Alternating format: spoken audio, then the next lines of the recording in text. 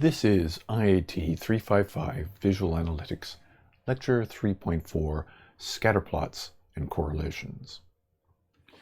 So the scatterplot is a means of plotting two data variables of individual data cases in a two-dimensional plot. And we've seen this before at the start of lecture segment 1.3.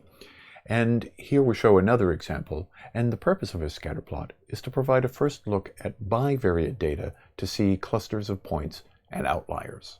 In this example we show on this slide, we can see that there are a number of data cases, each represented by a point, and its x location is determined by the unit price of that data case, and its y location is the number of items sold at that price. And in this scatterplot, you can see that there's some kind of relationship going on between price and the number of items sold, although the relationship is some kind of curve where there's a peak roughly at about $80 to $85 around here, and as the price increases, presumably the number of items sold decreases.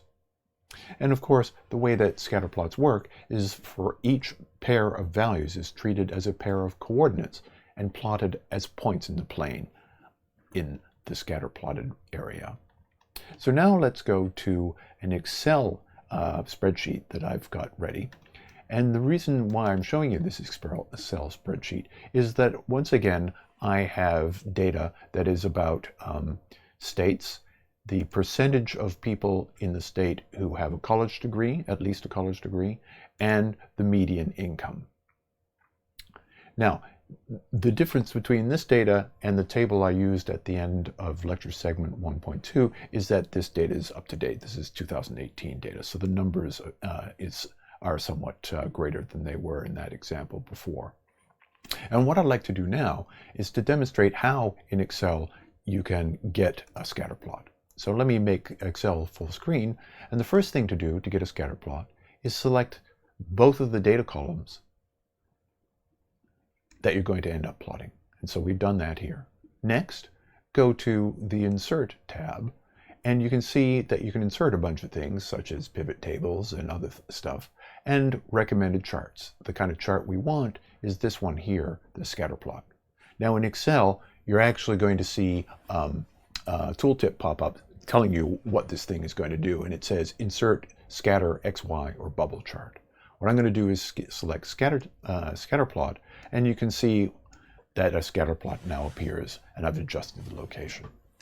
And as you can see, that there are a number of scatterplotted points, each one corresponding to a state, and its x location is the percentage of people with college degrees in that state, and the y value of the scatterplotted point is the median income for the individuals in that state.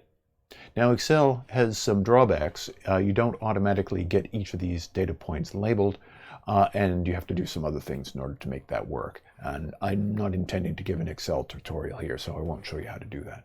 However, one of the things I can do is I can pop up a menu, which doesn't appear in my capture, so forgive me for that, and add trend line. Trend line is the thing that you can select from that menu near the bottom of the little menu, pop-up menu.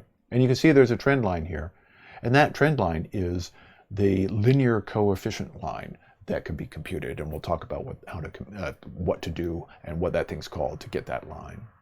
I can also, by selecting the Format Trend Line menu item, I can, from the Format Menu tab, I can give you the correlation value here.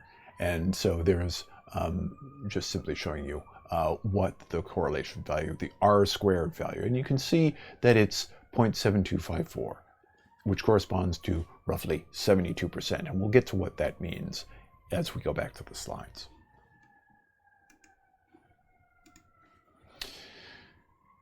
So correlation, which is what we were talking about right near the end, is a situation where a correlation exists between two variables when one of them is related to the other in some way. A scatterplot, as we've just shown, is a graph in which paired XY sample data are plotted on a graph. A linear correlation coefficient R measures the strength of the linear relationship, and not surprisingly, it assumes inside the computation that there is indeed some kind of linear relationship, and we'll show how that, if you violate that assumption, you still get an R value, but it doesn't mean what you think it means. Anyway, this linear correlation coefficient, R, is also called the Pearson correlation coefficient. And the values of R that you get range from -1 to 1. R equals 1 represents a perfect positive correlation, and we'll show what that means shortly. R equals 0 means that there's no correlation, and R equals -1 represents a perfect negative correlation. So we'll define that, what those things mean next. But before we do that, one of the key things to warn about pretty much to everybody taking any form of data analytics or visual analytics is that if you see a correlation in your data, that does not mean that therefore there is causation, a causation relationship, say between X causing Y, college education causing high incomes, or things like that. Just seeing a correlation does not mean that there is causation. So you need to always watch out for that. It is, if you see a correlation, suggestive that there might be a causative relationship, but there might be other things going on that are creating causation, and the variables that you've plotted being correlated doesn't mean that you've seen what the causation relationship is, if indeed there is one. So with that warning, let's move on to examples of what correlations look like. So here are 3 examples of correlated data, but 2 of these things are linearly correlated that would be captured by the R-squared metric that we showed on the previous slide. So in the bottom right is what's known as a positive correlation. And what that means is that as X values increase, Y values tend to increase. So you can see at the left end, with low X values, we have lower Y values. And as we move to the right, the values of Y tend to be larger. Similarly, a negative correlation is the situation where as X increases, Y tends to decrease, and we can see that here. So this is negatively correlated data. There is a relationship shown in the bigger graph in the lower left, but the relationship here is not a linear one. And you can see by these definitions of positive and negative correlation here that as X values increase, they tend to increase up until we get to the middle, and then they once again tend to decrease. So there's a relationship, but it's not linear. And the Pearson correlation coefficient, R, does not capture what's going on in this scatter plot. Here are 3 examples of uncorrelated data. That is to say, the correlation coefficient of these data are 0 or thereabouts. And we can see in this one, the scatter plotted points pretty much fill the plotting area. In this one, in the lower right, there's a narrow X range than there is for Y, and in the upper one, there's a narrower Y range than there is for X. But in each 3 of these examples, the correlation coefficient you'll end up with is 0, and you can pretty much see that there's nothing going on, no kind of relationship that we can see from these data, presuming that there's every single one of these data means exactly the same thing. Okay, so that's what uncorrelated data looks like. Here are examples of correlated data, and in the upper left is a perfect positive correlation where R is 1. And the reason why that's the case is that each one of these scatter plotted points, in fact, lies on the correlation line.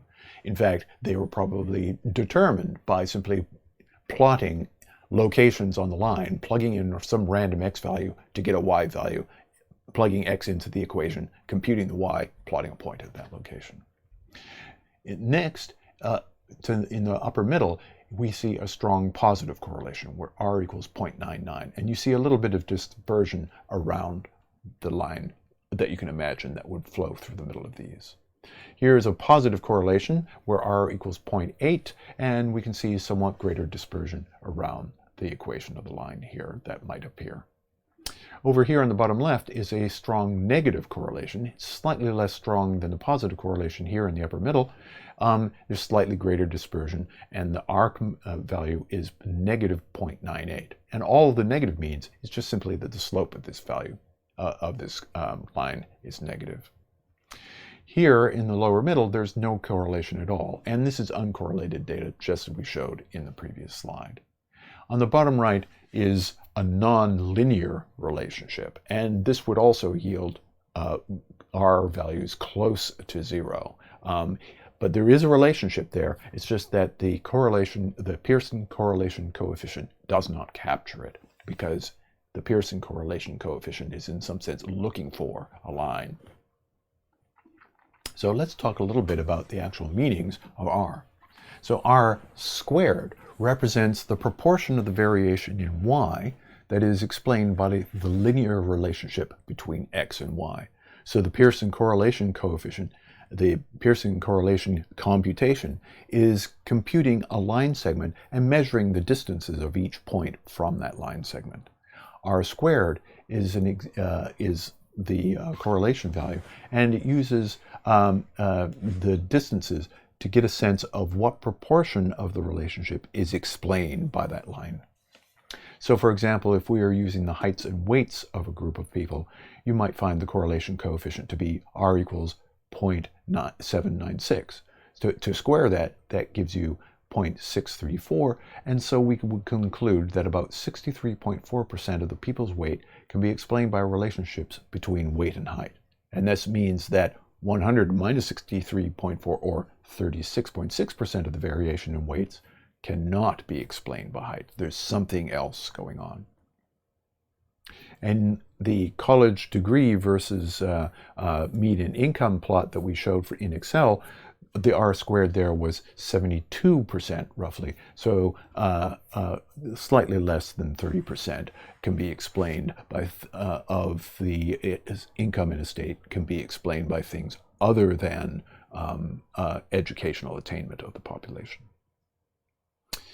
R squared or correlation computations are present in lots of tools, and so here's a screenshot of Tableau in which you're selecting describe trend model, and that computes R squared using this scatterplotted data here. I'm just simply showing that there are plenty of tools that have correlation computations built into them.